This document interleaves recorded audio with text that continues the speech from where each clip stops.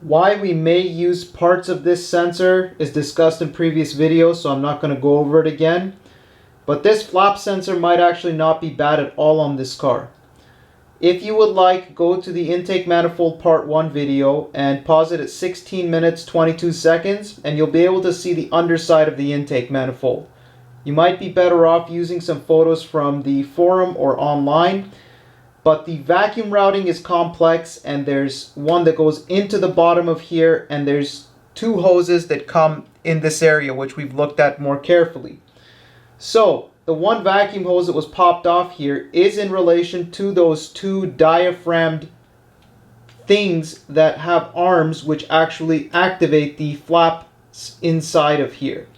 The flaps are gone on this car, but the rod still moves and still sends a signal to the sensor, which then sends it to the computers. So this sensor might actually have been doing its work all of this time, and it has detected that due to the lack of vacuum, that shaft is not moving correctly and it sent the correct message. So when we actually start this car up again, we're going to put the old sensor on just to see if it works or not. But with either needing manifold off or service position to do these kind of things, these are parts I recommend you change anyways, okay? We're just using this car more of an interesting diagnosis vehicle, which is why I'm going to do that first.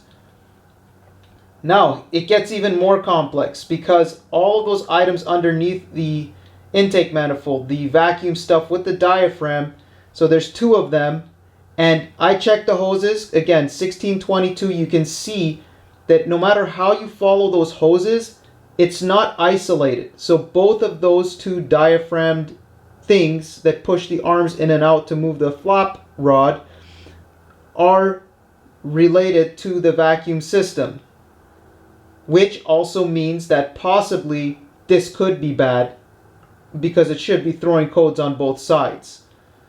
Now again, I mean, once we have this off, this information might change because I'll be able to look at it more carefully exactly how the vacuum routing is. Okay, what I was trying to say was this. Those 2 circular pieces have diaphragms inside, and if they are torn, even if you were to smoke test this, there's most likely another seal in that arm that goes in and out that would not even show the tear inside the diaphragm, inside of those 2 circular pieces underneath the intake manifold. So this can get a lot more complex if you see that none of these parts are solving your possible SAI, because again, the vacuum is related to the SAI and to the flaps themselves. Everything is interconnected in the vacuum system. So the diagnosis can get more complex. A smoke test might do it all for you. It might not, because of the internal complexity of the diaphragms in the components underneath the intake manifold. So just to recap, okay, I'm not trying to make it all too crazy, but we have plugged in that vacuum hose.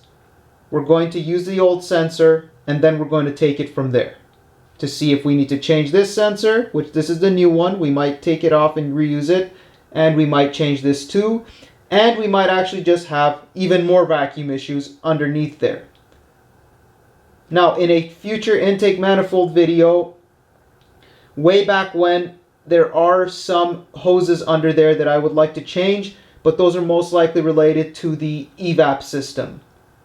We do possibly have evap issues too on this vehicle, if you've been following the code series, but manifold off is going to be after this brilliant thing gets back together with its thousands in parts that it currently requires. So stay tuned and just don't skip parts of the series, because you're going to miss one small thing that might confuse you about the next one, because some of the things I am learning as I go, and you're best off following along if you're not an expert on one of these cars.